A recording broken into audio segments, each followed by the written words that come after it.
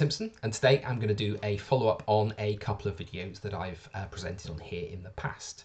And they featured two strategies. So I've called this video A Tale of Two Strategies because they've shown quite different outcomes. The tanker thesis that I presented sadly has been a loss-making strategy so far. However, the net strategy has delivered over 100% return in just 6 months. So I'm going to explore a bit about these and follow up and find out what's gone wrong with one and what's gone right with the other. Before I do that, Christmas is coming up, so a quick plug for my book here. So this would make the ideal present for anybody who's into investing. It really will show you or one of your loved ones how to build a better portfolio.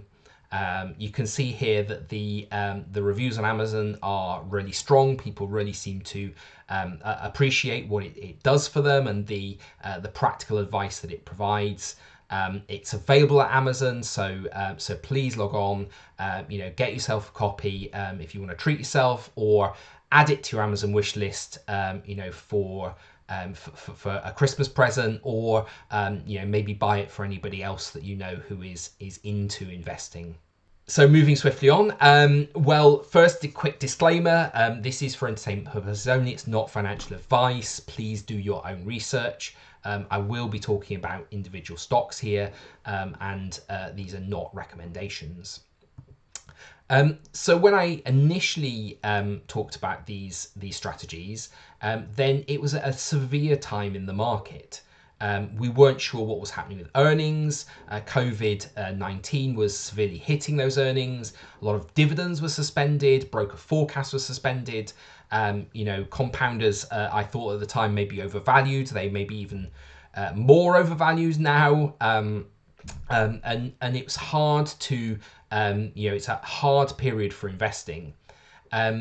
And these were two strategies that stood out to me as being potentially good ones in this environment. So I'm going to review these and see what went right and what went wrong. First up, the one that went wrong. So in May 2020, I looked at the tanker market. It was a time where there was what's known as contango in the oil market. So this means that the future oil price was higher than the current oil price. And this led to significant amounts of oil storage on tankers and therefore exceptional rates for those tankers. Not only was there a period of exceptional earnings, but there's a longer term bull case for the tankers. Because of the industry dynamics, normally high rates would lead to higher orders. However, the order book was at historic lows. Due to some uncertainty about propulsion and regulation, plus due to the fact that finance couldn't be accessed due to COVID-19. However, tankers still aged. And this is the other part of the bull case, was that you're expecting significant amounts of scrapping, recycling, as the global fleet gets older, and if it's not being replaced, then that will lead to higher rates and higher prices for the newer tankers. To work out whether this, whether this should lead to an opportunity, as a deep value investor, I like to look at the assets. So what I did was I built a model based on the valuation of the ships that these companies owned. And you can see here on the graph that, as vessels get older, they tend to be worth less money, but they're quite predictable. You can model this quite effectively. So what I did was I built a ship by ship model valuing the businesses. And to that, I added an estimate of what the earnings I thought those ships would generate in this period. And came up with a forecast of what I thought the asset value might be for various ships, various companies at the end of 2020. And in this case, very many ship owners showed significant undervaluation. So what happened? Well, sadly, as I said before, this is a losing strategy. You can see I've taken the average return now. At the time, I found that NAT, so Nordic American tankers, seemed to be overvalued even on these metrics. So I didn't think that anyone should invest in that company. So if I exclude that, however, I still see that the average tanker here lost about 20% of their value, and about 13% of the value if you include that some have paid out significant dividends. So what went wrong with my thesis here? Where was I wrong? Well, the first is that the contango ended sooner than I thought it was. So I was clearly optimistic with some of my rates, particularly going into this sort of Q3, Q4 period now, where the rates are very low. Also, sentiment seems to have been against this sector. So the discount to asset values have widened, not narrowed. So the returns from that have added to my over-optimistic view of the net asset value. Also, the market seems to be increasingly short-term when they look at this sector, and we've only just seen the scrappage or the recycling start in this sector. So I've updated my view, and as you can see, it's a sort of more mixed story. I think there is still undervaluation here in a number of names, but some have had a significant change in their or my estimate of their net asset value. So some of them are, so like Frontline have been severely affected by the amount of money they've earned. So the rates have not been as high. And some, like Scorpio Tankers, have been affected by the high leverage. So if the value of the ships falls significantly or the earnings fall significantly, then the debt stays the same, and the undervaluation here looks to have narrowed significantly, even as the price has dropped somewhat. What I did get right is this is my conclusion from May 2020. So I've added in here that that the sector appears to demonstrate value, however, only if you believe that the super cycle will come into play. So you now need to have some significant earnings for this to be a good investment, and those need to come probably around the 2022-2023 time. I did point out that value accruing here will require those net asset values to discounts to reduce, and we don't know when those might happen. And I pointed out the importance of this scrappage effect. I don't think this was all bad, because this was a play at a time where kind of GDP was significantly negative. So these companies earned significant earnings at a time when most other companies' earnings were dropping. So from an uncorrelated point of view, they did have an effect. So that was a losing strategy, sadly, but we're going to continue with some good news and look at what turned out to be a winning strategy. And that was NetNets, which I looked at as part of my deep value investing videos in April 2020. So this, April 2020 was a time of market turmoil, as we've said, and there were significant sell-offs due to the COVID crisis. But there was some good news for value investors, and that was that NetNets were back. NetNet is a value investing technique that was developed by Ben Graham, and one of the formulations he used was to take cash and cash equivalents at 100%, add in the liquid assets such as accounts receivable at 75% of their value. So this reflects the fact that in extremis, an account receivable might not be paid, customers might not pay. And then also discounted inventories by 50% and added those in at that reduced amount, reflecting that the inventories might not be worth that much in a fire sale. Off this, he took all liabilities and at their face value. And so you can see this is like a fairly extreme form of asset investing. It places no value on anything but the liquid assets, not even freehold property, and it discounts the non-cash assets quite significantly. Yet it keeps all the liabilities in there. And the good news is, in April 2020, there were quite a few of these companies available on the UK stock market. Here were the list that I came up with. Not all these you can see are completely net nets. Some of them are close to being net nets. So I thought it was worth tracking these net nets and near net nets to see what would be the outcome if you bought this basket of stocks. And here's what happened. So these are the average. Here's the average return today over sort of just about 7 months.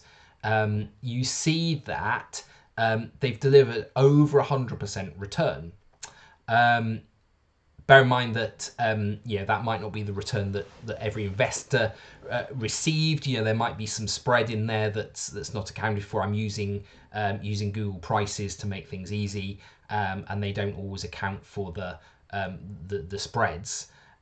However, even if you conservatively reduce that bit, that's still a phenomenal return for what is just over 6 months. But what's surprising is it's actually driven by just a few stocks.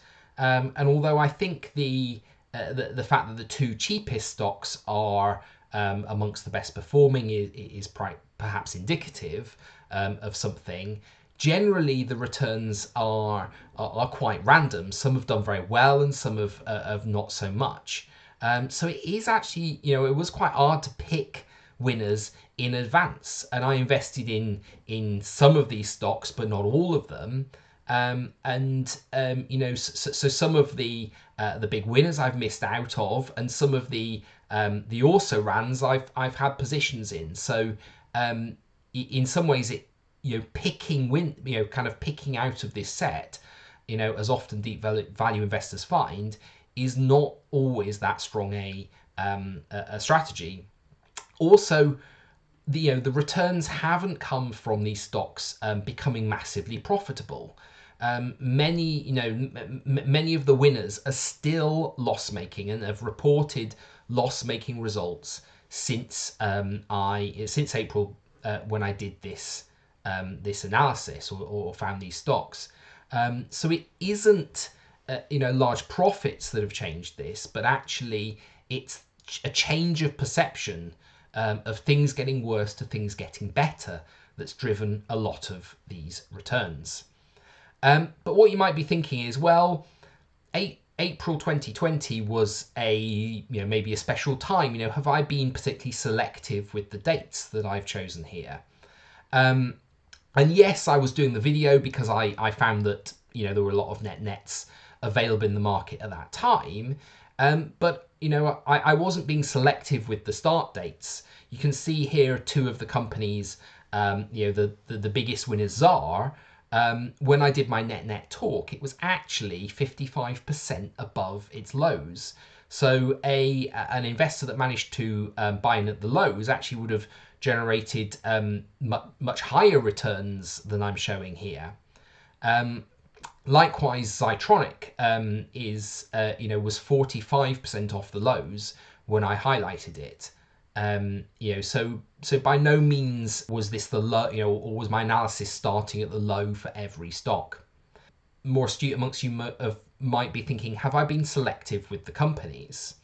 And yes, while these are companies from my watch list, they're not an exhaustive search of every stock, and I probably will have excluded some companies that I simply don't track. And obviously, I'm only looking at the UK market here, which is my specialism. But again, I don't think that I've been particularly selective here. And as an example, I'm going to pick some stocks which have done well or by being net or near net stocks since that April time. So I'm picking the first one here, where again, if you picked the stock in the March lows, you've done very, very well, done 420% return today.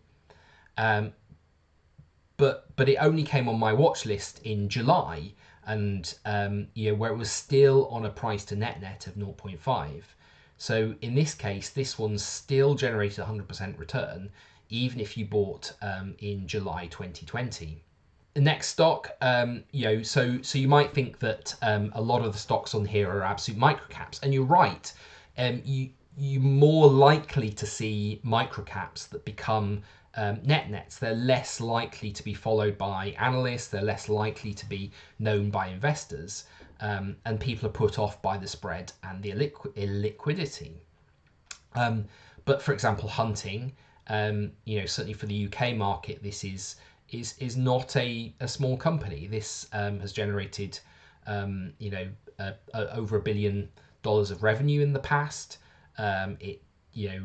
Even its lows, it had a market cap of several $100 million US dollars. So this is not a small, tiny microcap company. And even here, if it didn't quite get to being a net, but if you bought, when it was close to a net in October, at that point you would have generated a 50% return in just over a month. So you see that the net strategy can work for some larger companies, and it can work over kind of shorter periods of time. The third example I'm going to give is one called McCarthy and Stone. So here it was still pretty close to being a net when it popped up on my radar in October, and although it didn't quite have a price to net less than 1 like Hunting, it still did very well. In this case, you see the sharp jump up represents a bid for this stock. So the other aspect of or the other driver of returns for net stocks can be takeover offers, other people recognizing the asset value that's contained in these businesses. And if you invested here, you had generated over a 50% return in a single month. Finally, this is one I missed out on. Again, it was a net or close to a net. And since July, this has generated 540% return. In fact, if you'd caught the peak, which I guess nobody catches the bottom and the top, but it would have been a higher return than this.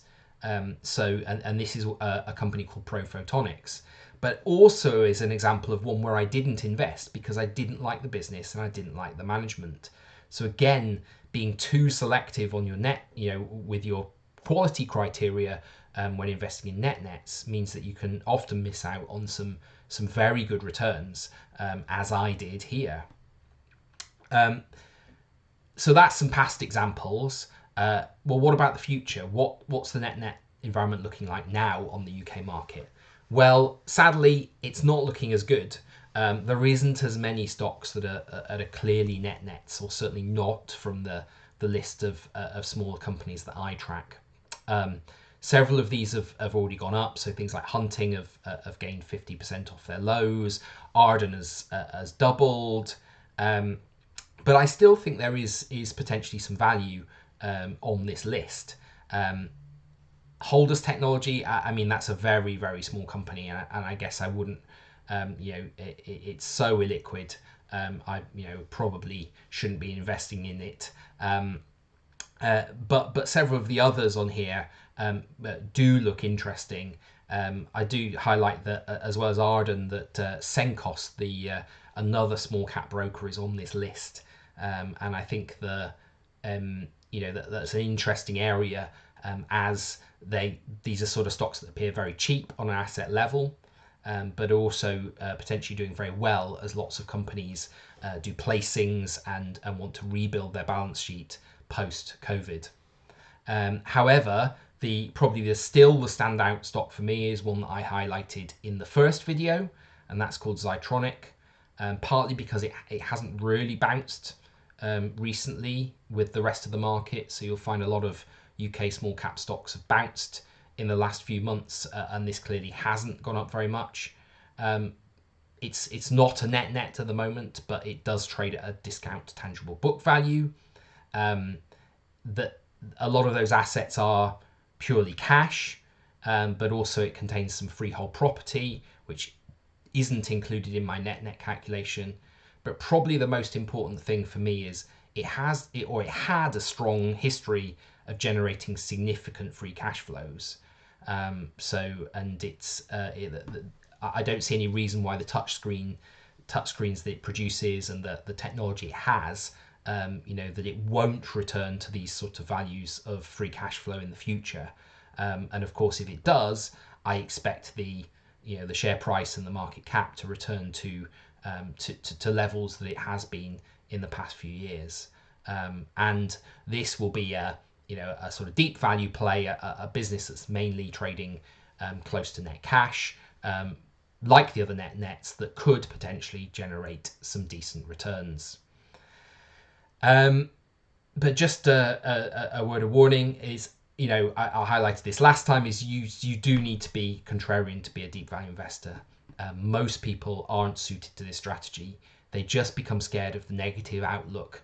They fear drops. So people maybe didn't invest in March and April because they were scared of bigger market drops on their way, which in reality never materialized. A bit of hindsight bias there, but things did look cheap then, but a lot of people wouldn't invest because it's psychologically hard to go against the market consensus. To be a successful deep value investor, you need to work on developing that contrarian mindset, and it will be hard. It will be psychologically hard, but if you get it right, I think the net strategy have shown that there are significant returns to be had. Hope you found that useful. Hope you found the review and the look back, of something that was both positive and negative. It's always useful to look at mistakes as well as positive wins, and try to do more of the positive things and avoid the mistakes. If you want to avoid investing mistakes, then my book is full of real practical wisdom on how to do that. As I said before, it would make a great Christmas present. Please add it to your wish lists. If you've bought it, please review it. I'm sure with a few more readers reviewing it, I'll get my review rating above the 4.8 out of 5 it currently is. As usual, available at Amazon. Please add it to your wish list, for Christmas if you haven't read it. With that, hopefully I will be able to speak to you in person at some point at an investment conference, now that vaccines and those sort of things are on the way. But in the meantime, have a great Christmas. Hopefully you'll be able to enjoy time with your family, wish you health and happiness at Christmas.